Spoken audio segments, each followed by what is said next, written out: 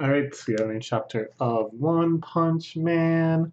The last one ended with the explosive unveiling of Pretty Pretty Prisoner, another S-Class hero who was present for the raid on the Monster Association, but hasn't really done a whole lot yet. We're not sure who he's going to be squaring off with first. I know eventually he's probably going to fight that weird cat-like monster that killed all of his buddies in prison, or monsterified them, as the case may be.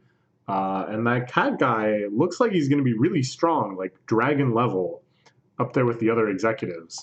So I don't really know if Pre Prisoner is up for the task, to be honest. So I don't know. What is he up to? No, our team attack could not crush this monster. I don't think he's a monster.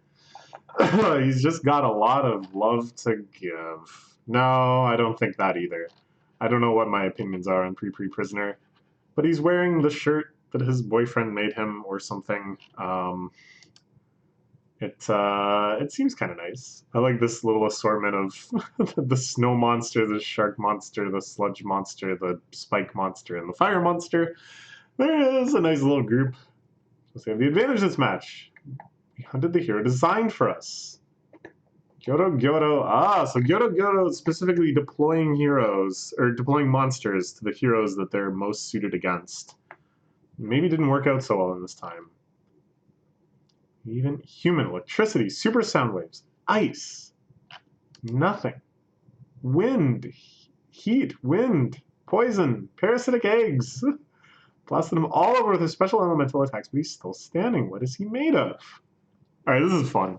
I like this little like elemental breakdown that these are the types in the One Punch Man universe. Sure.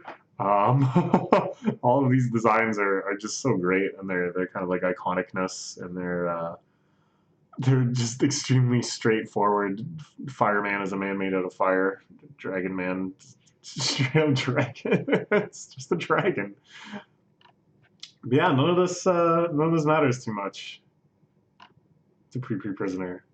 Each one of these things alone has no hope, and even all together. Even all of these attacks at once. Are you that surprised?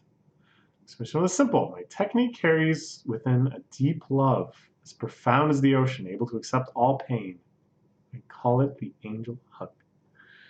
And this sounds kind of like a joke. It kind of sounds like they're mocking our boy Pre Prisoner. But when we think about the sources of power elsewhere in this series, like, why not love? If extreme pain and struggling and discomfort and surviving that gives you monstrous strength, why doesn't a deep love and satisfaction and meaning, a profound ocean-like depth to oneself, should that not give you strength as well? Why not? Explain it. It's kind of freaking me out. Wow, the fire monster is sweating. The fire monster has a sweat drop from its confusion about what the heck an angel hug is. That's really nice, really nice. The fire monster sweats. This is pretty great. I love that the monsters banded together to make this elemental super attack and that it didn't do a single thing. I don't think we can beat this thing. Leave it to the top brass. Retreat, retreat. Ooh, but Big Elephant Man. This is quite a design. I really like him too. He kind of looks like the hallucinations that Winnie the Pooh has, the heffalumps and woozles, or the elephants during the other crazy psychedelic elephant theme scene in Dumbo, the pink elephants on parade. Both of these, of course, just Disney at their psychedelic best. But the way that the eyes are designed and the way his whole body seems like it could kind of like rubber hose out in a way. So yeah, he's saying, don't retreat. Gyoro Gyoro is not going to stand for that. She's butchered many for less. So you guys probably better just fight to the end at least. At least this guy says he loves you. Gyoro Gyoro doesn't love you. Care so much, go fight that monster alone.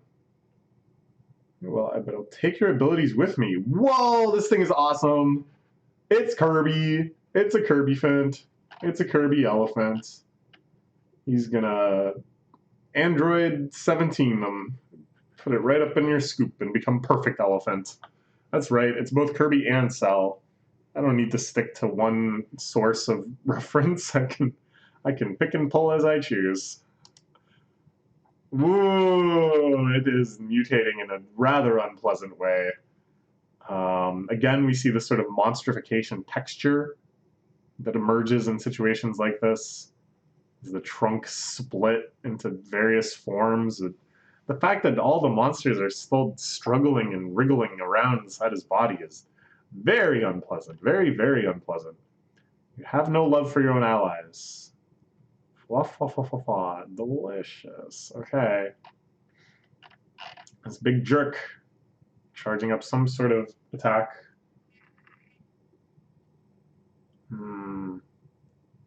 Man, I just had a Saitama moment. I just glanced at the time while I was reading this, and I realized I still wanted to go buy groceries today. And then I was like, ah, crap. When does the store close on Sunday? It feels like a very Saitama-esque thing to worry about as the Elephant Man charges up some super galactic multi-elemental blast. Let's start blasting one to death. Okay. This is a pretty cool attack, pretty powerful. The Elephant Man has become almost Cthulhu-esque with his multiple trunks and stuff. Nice, scary, I'm into it. Ooh, a brilliant ballet-esque dodge. Returning to a yoga-esque, serene position of balance. With only a bit of damage to the pants, exposing his heart-shaped boxers.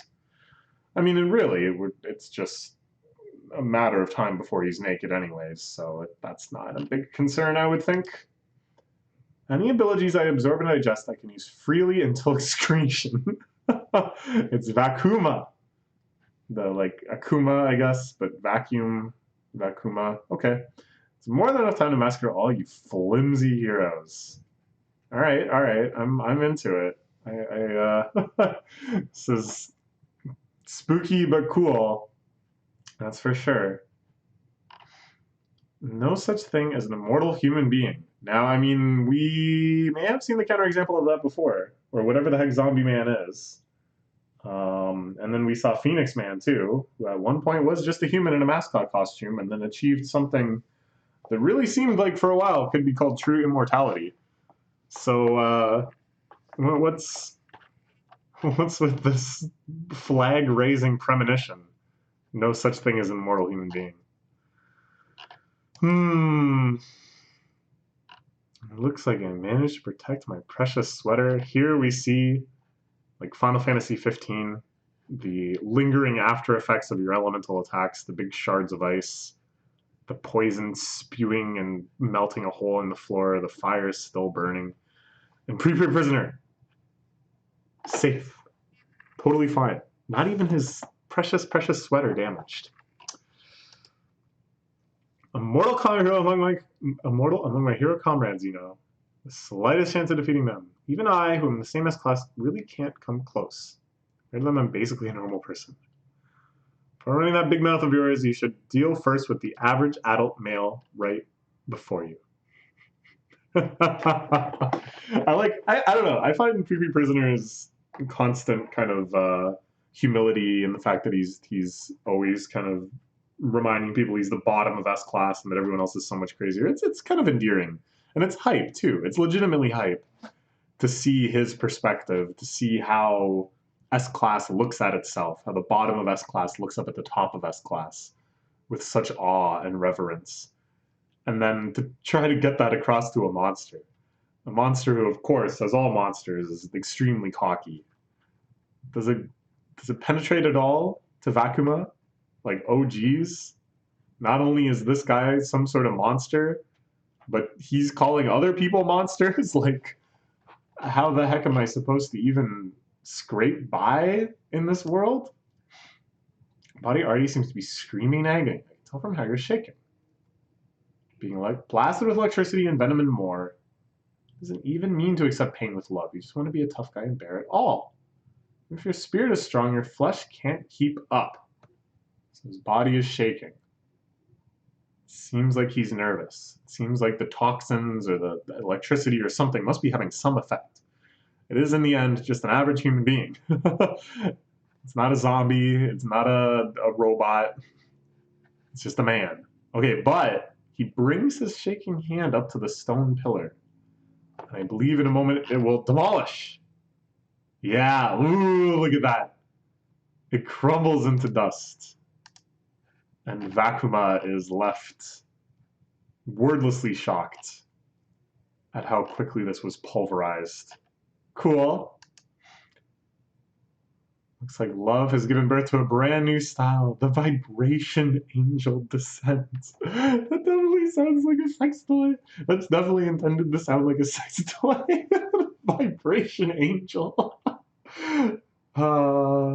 Watashi ni vibration tenshi. A vibration angel flew down to me. Oh no. Oh, what is this squirmy feeling inside my chest? So he literally is just like having a seizure or something, or he has like a severe arrhythmia or something along these lines. Like something seriously wrong is going on with his health. But it's a-okay. It's just the Vibration Angel. It's just a new fighting style that was being given birth from his love. The Vibration Dark Angel Rush. And the wings again appearing. I always thought these were totally symbolic. These were just kind of existing in reality or in his imagination, not in reality, not in diegesis. But now I'm not sure. now it kind of seems like anything is possible. No. I think it must just be some hallucination that everyone has when his angelic nature comes to a foreground. He delivers his Dark Angel Rush. Whoa, this is a cool shot. This is a super cool shot. God damn, this is like up there with some of the best post Saitama punch scenes. That's the power of love, man. He's just rocketing straight to the top.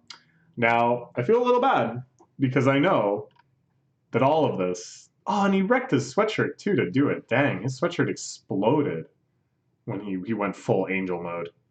It's too bad. It's too bad. There's a lot of love in that sweatshirt. And it's like, I'm happy for him. I'm excited for Pre Prisoner and for Pre Prisoner fans. But I know that this is really only just to set up the tiers above him, right?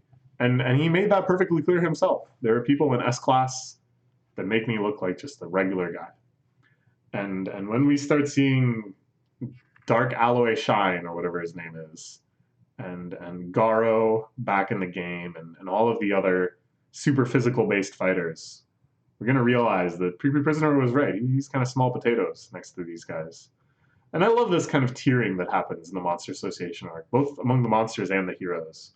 That after like amazing feat after amazing feat, after jaw-dropping scene after jaw-dropping scene, there's still that echelon above. You know? We still haven't seen Black Sperm. We still haven't seen Natural Evil Water. We still haven't seen some of the scariest powers on both sides. But still, in this moment, we gotta just enjoy this panel, because this is so sweet. Even the monsters think that bastard is a monster. No human being anymore. His powers are normal. Ooh. And these are the prisoners. These are the monster-fied prisoners that he used to live with. That he did pretty unspeakable things to. As part of his never-ending quest of love. The Steel Rager can't even scratch his skin. The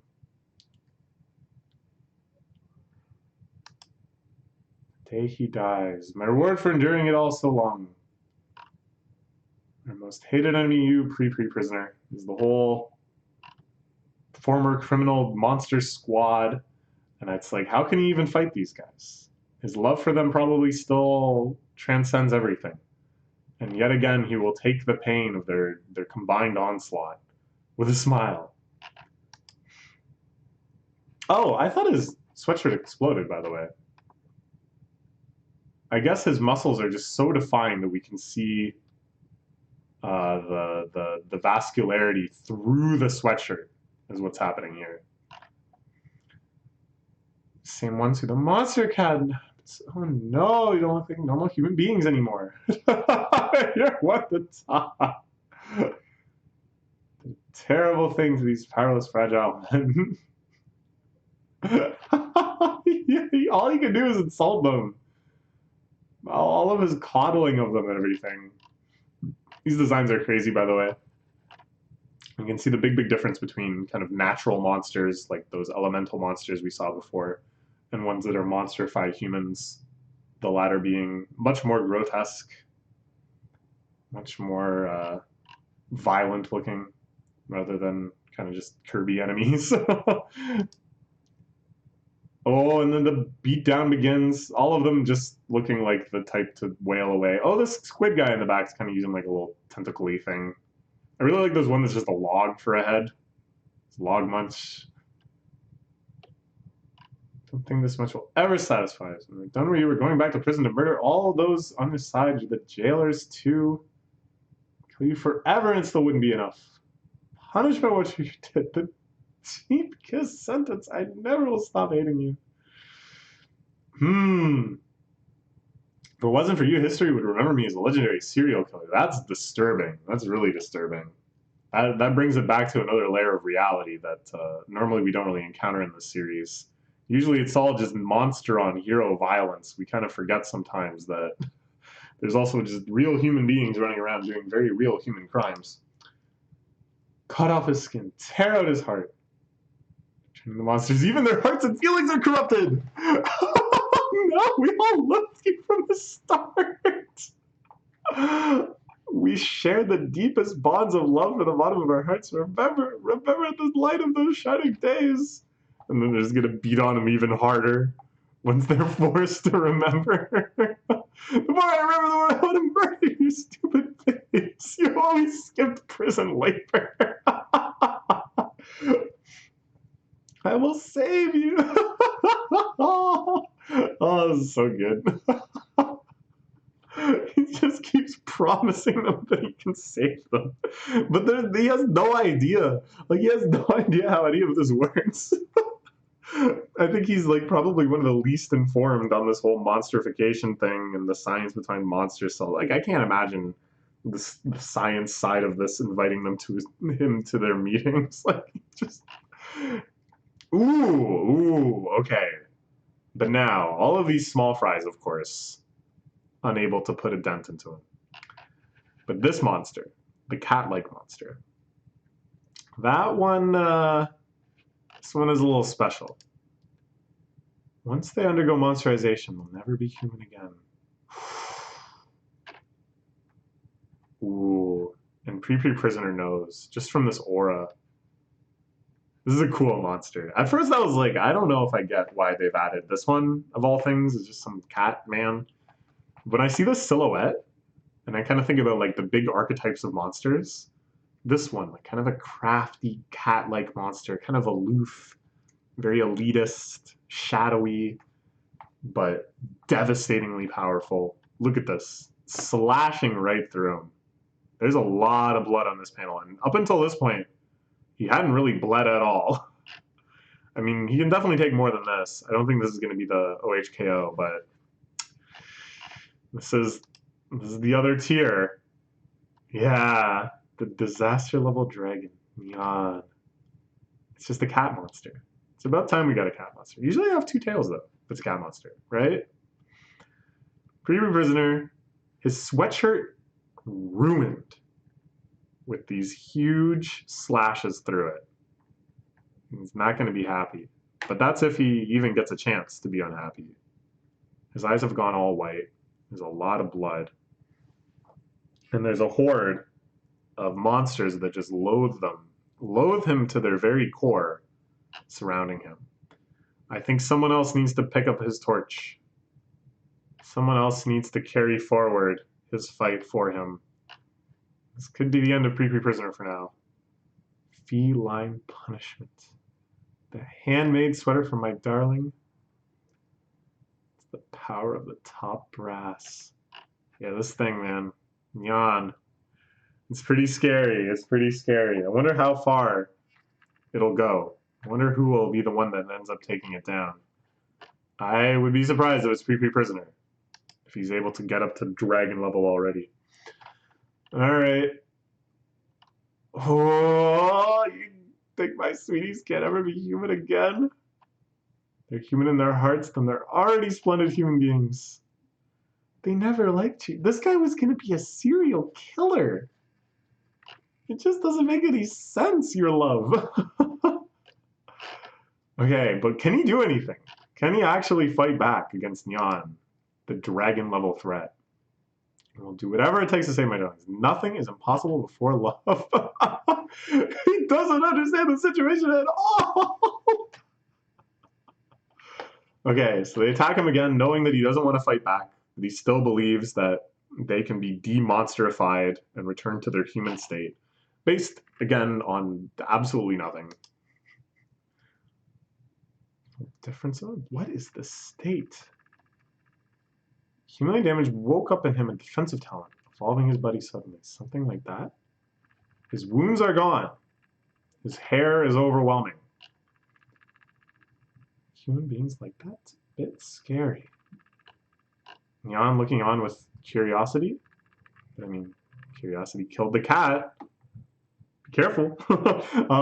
Yeah, I think Nyan seems like a kind of a natural monster, not a human that turned into a monster. By the way, he asked this questions. Are all human beings like that?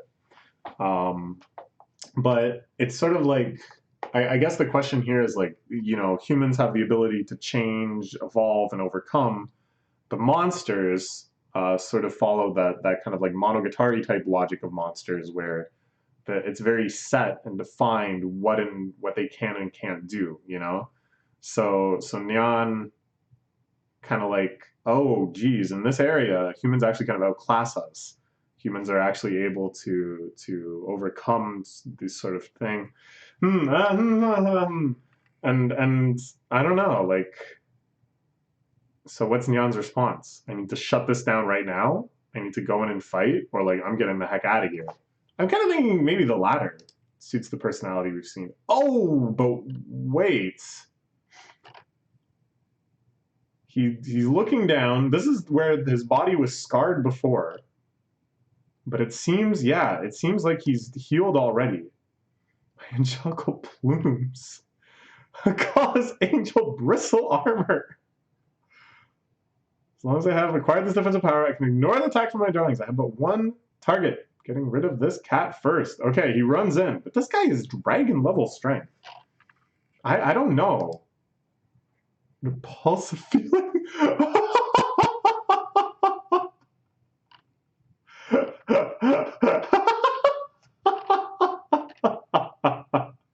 Alright, this is great. The cat is weak to love. The cat doesn't like people that are overly affectionate. Oh, this one shot. The choo choo choo and the cat is so miserable. And this, of course, classic cat trope. Just any tiny crack, any small hole. Whoop, it's right in there. Easy peasy. No problemo. And he's gone. Fit anywhere. This view is 3 millimeters, enough for me to pass. It's full of cracks so I can go wherever I want. Attack some other hero, okay? Bye-bye. Have an idea. Oh, is this when he starts angel swimming? This, of course, being what he's doing for like the majority of the Monster Association arc. Just straight up swimming through the rubble, popping in and out of different fights and trying to help people. Maybe this is how it's motivated in the remake, that he's chasing after this dang cat. And that allows him this opportunity to move through the space of the whole association and get himself into lots of more hijinks and adventures. Forms with a bristle armor. Is the vibration with the effect of the vibration I learned before. What I learned in swimming class when I was a little boy. Yeah, I could dive in stone. This shot of him as a kid is nice too.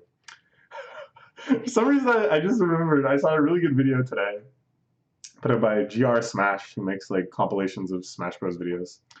And it was like the top 10 stupidest plays in Smash Bros. And it was a lot of people just like it was just so inexplicable their thought process, just killing themselves in the most outrageous way possible, snatching defeat from the jaws of victory. Just the idea of like all of these monsters watching as he just dives headfirst into a stone wall.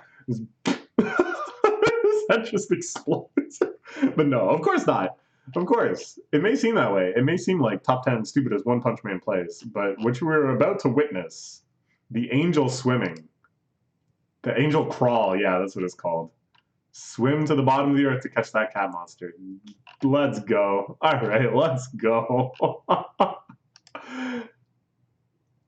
Let me type that instinctively gets on my... Oh, this is great. I love the cat monster too. More and more I see the appeal of it. Its cat-like qualities really coming out. All these close-ups of its face where you can't really see the monstrousness of it. And it really just kind of seems to have the disposition and the attitude of a normal cat. It's lovely. I love it. I love it. Just want to take it easy and live a good life. I choose who I fight and when. You'll play with the other prisoners. Kind of reminds me of Suiru, right? That same kind of aloof attitude, same unshakable faith in your own strength. And then, yeah, the idea of strength as just a means to live leisurely is kind of an interesting idea. Kind of interesting to square that with like Saitama and stuff. But I don't know if we're ever going to see a kind of a philosophical resolution to this cat's lifestyle choices. Instead, I think we're just going to see lots and lots of shots of this gigantic hairy man swimming around through rocks, chasing a cat. So he's trying to lead him back to the prisoners. and he incidentally, by mistake, crushes all those people he was trying to save. Look at this. Their parts are going flying everywhere. Hits them with the rock slide crit. And then just runs off again. No!